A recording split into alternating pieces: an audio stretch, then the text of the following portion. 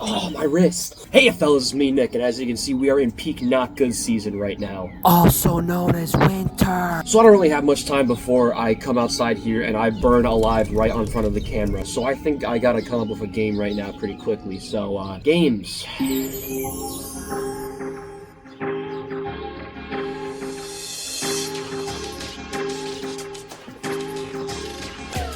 Oh, I got a game.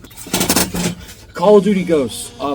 Game. People don't like the game. They don't like the game. They called it garbage. They said the campaign was garbage. They said the multiplayer was garbage. They said the extinction was garbage. But was it really garbage? Stick around to find out. I'm gonna find out. Or we're gonna find out what the point of the dog models was so important to begin with. So I'm here to set the record straight, and we're gonna figure out, was the hate justified? Well, I don't know. Preferably somewhere colder than here before I overheat and die live on camera, so yeah. So Call of Duty Ghosts. It's a game, I'll credit it for that. It's also considered by many as a piece of shit feces. A piece of feces.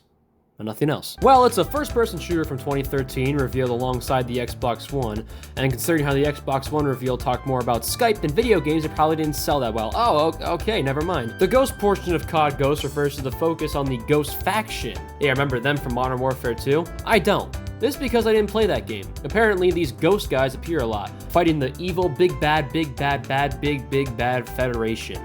We can learn all about them in the campaign. Let's start with the multiplayer. What does the game offer in terms of multiplayer modes? Well, there's Team Deathmatch, where you murder people in teams.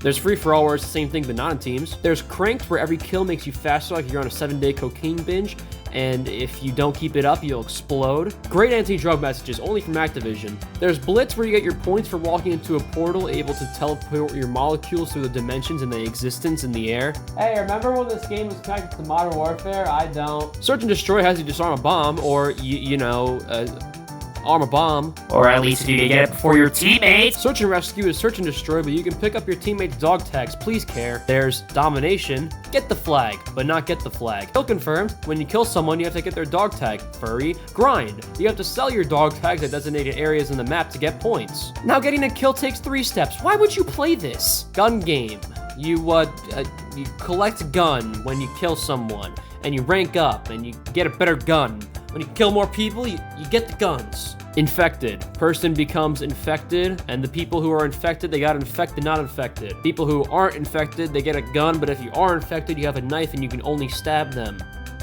Did I say infected enough? Drop zone, hold the point for stuff. Hunted. Everyone has a pistol with like no ammo. You find the random care package and you get guns. I like this mode. Hunted free-for-all. If you can grasp the basic concept of 4th grade reading skills. You already know this is just hunted, but with no teams. I actually think this ruins a lot of how the mode even functions. I think the split second where you're trying to pick up a gun makes it so impossible to actually fend for yourself. It's basically just gonna be impossible to get a gun anyway, so it renders the whole game mode useless. And then there's Safeguard, where you get a bunch of care packages. Then you have to fend off bots and upgrade your weapons by getting kills and support drops. Who plays this? Well, me, honestly, it is kind of fun. But then comes Extinction.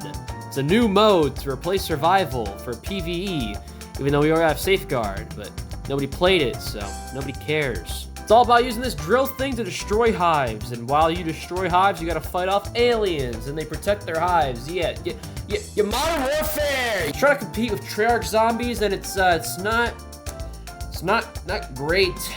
It's a linear path of an ending, so I guess it's a more, direct story? I don't know. Some aliens stand back and shoot acid. Some, they run at you and they explode in your face, and some of them are very strong. Instead of perks, you gotta upgrade yourself with your skill points. You get those by doing weird stuff the game asks you, and then those points can increase your damage or your health or your tolerance to this stupid game mode. Honestly, it's pretty cool as a game mode until you start playing. There's calm periods in between drilling highs, but if you take too long, aliens just start spawning in to harass you for having the audacity to explore things you can interact with. You have turrets to buy and electric traps to use and garbage to search, but there's no way to learn when the game's telling you to get a move on all the time. Also, sensory overload. The aliens leap across the map, they shoot poison clouds and lights and camera shakes, and what am I staring at? Seriously, it is irritating how the game's difficulty leans hard into these nauseating effects that make you completely unable to process anything. Also, I beat the entire thing in about an hour, so what else do you want me to do? It's got another mode called Chaos Mode on the side. You got a small section of the map all to yourself, there's weapon pickups everywhere, you gotta kill aliens at a time limit, keep your score up and keep your combo up, and it's timed, and it's just the same problem as regular Extinction. Chaos Mode, yeah, I think I understand the name now. And the last mode of some sort of squads, which appeared in Ghost and then never again. I've spent an approximate 10 seconds more than I usually do researching what this actually is, and I can say with complete certainty that explaining this mode is like trying to do brain surgery on yourself in the mirror, but I'll try my best nonetheless. In multiplayer, you don't create a class anymore, you create your own character called a soldier, and instead of prestiging, you can just start over by making another soldier. When you play online as that soldier, you upgrade their abilities to make them a better soldier overall. Then, when you go into squads mode, all your soldiers play alongside you, effectively being a custom AI team based on all of your favorite loadouts. Squads has 5 modes exclusive to it where you play against other squads and see who makes the best AIs. Allegedly, this is supposed to give up a realistic multiplayer experience, but this is 2013. While squads didn't stick around, Ghost did at least get things like sliding and leaning to stay. All this mode talk has me tired, so let's take a bit of a microtransaction break. Snoop Dogg voice pack, make your dog a wolf, play as the Blunt Force team. Get it? Cause it's a blunt, it's a funny wheat skin. And if you need a reminder that this game came out in 2013, just remember that this skin unironically came out. Your scope has whiskers, congratulations. The Call of Duty to Furry timeline keeps leaving more clues by the second. And don't forget the 4 map packs featuring the only uniquely interesting ideas in this game, like Mayan temples, Mexican cities, and abandoned gold mines. Speaking of maps, as for the base game, there's a lot. 14 to be exact. And everyone that pre-ordered got Free Fall for, free. Got it? COD Ghost introduced 9v9 maps, but for almost all of the online servers, they still allowed just 6v6. I'm so glad we supported last gen so we can make the multiplayer worse for everyone! Thus, the maps are made for 9v9, therefore I played them all at that server size. So understand that if you think maps in Ghost were empty and barren, understand you may have not been allowed to play them correctly by Activision. Chasm, it's a mess. This earthquake just ruined the whole place and it's got a nice upper and lower area though. Flooded, it's just got water everywhere. If you fall in and want to get out, well too bad, you just get to drown. The map is just one giant open sightline with a center made entirely of water, and then there's super up close and tight areas. Why would you play this for any reason other than torturing your friends? Freefall is small, it also shakes a lot, which totally isn't incredibly distracting. Freight is genuinely a fun map. I like all the doors you can open and close for no apparent reason. It's got good height and some nice lower areas. Octane is a cool map with a pretty open middle, but the buildings around it are nice. There's even a gas station and it can explode and become a platform that you can walk up on. That's pretty cool. Overlord is one I like a lot. It's just very nice and spread out and it's just good. Prison Break is pretty lacking. It's just big and there's really only stuff happening around the city area, and the rest of it is just boring foliage. Siege, it's a big jungle. Sovereign is a really cool theme. It's like a factory. You can even get on top of these factory moving things and it'll manufacture stuff. It's probably not supposed to be happening, but who cares? I'm on top of this now. Oh, okay, never mind, I'm sorry. The only weird thing is how the game decides half of the glass is just destructible and reveals new environment. And camping spots if you're that guy. While the other half just doesn't. Stonehaven is the one that everyone makes fun of, but make no mistake, it's not terrible, it's just bad. It has the same problem as Prison Break, where there's a main structure the map is built around, and it's empty by comparison everywhere else, but its sightlines are way more open than Prison Break, so I think this one is kind of better. It's still a pretty empty map, I just think it's better than Prison Break, which to be fair, isn't that much of a step up. Stormfront is, it's a pretty map. I don't know, this feels kind of bloated. Like, most sections don't have much of a rhyme or reason unless the game mode forces you into it. Like, seriously, why would I ever choose to go into here? Strike Zone is a cool idea. It's in a baseball stadium, but in that case, maybe show anything baseball related. Like, there's not even bats inside of the pro shop. It's just sad in here.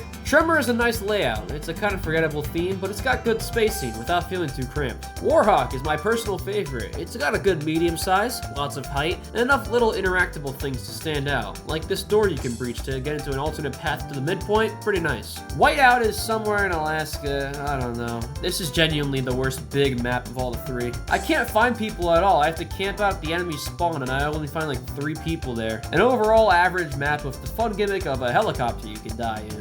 Not all the gimmicks are bad though. There's actually a lot of cool ones. Again, there's the doors you can open in Freight. In Strike Zone, you have a nuke that can completely change up the map. Oh, sorry, my bad. I mean Chem Strike. I don't get why they changed the name of so many things. One that was controversial to players was the UAV becoming a SATCOM. You place it down instead of sending it into the air, and only has half of the actual strength of a UAV. So like, what's the point? Also, you have to place it down on the ground, so if anyone finds it, it's really easy to just shoot down, whereas the UAV took actual skill to get it from the air. But back to map gimmicks, not all of them are made equal. I mean, free fall just shakes the screen sometimes.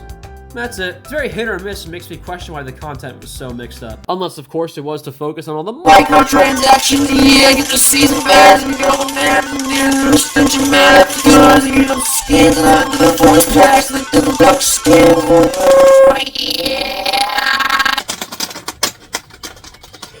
Oh, hey, what's going on? I was just busy trying to buy 4 loadout slots for $2 on the workshop.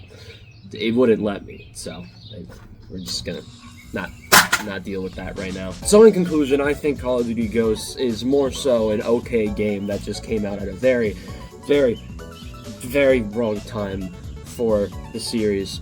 The multiplayer just feels too safe. The extinction mode should have really fleshed itself out a bit more and been less linear and more zombies-like.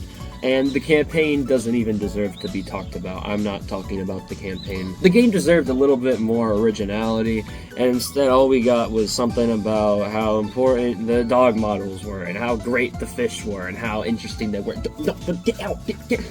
But overall, it was a bit of a misshapen kind of gluing a bunch of things together. So overall, that's why I think the game gets a hand. A completely neutral hand, because I think the game is just perfectly average, nothing completely stellar about it, but nothing absolutely disgusting that makes you want to light the game on fire. Speaking of fire, that's how it feels right now, so I should probably get out of here now before I melt on camera and turn into a London steak beef ribeye broil. So yeah, see you next time when I'm hopefully alive.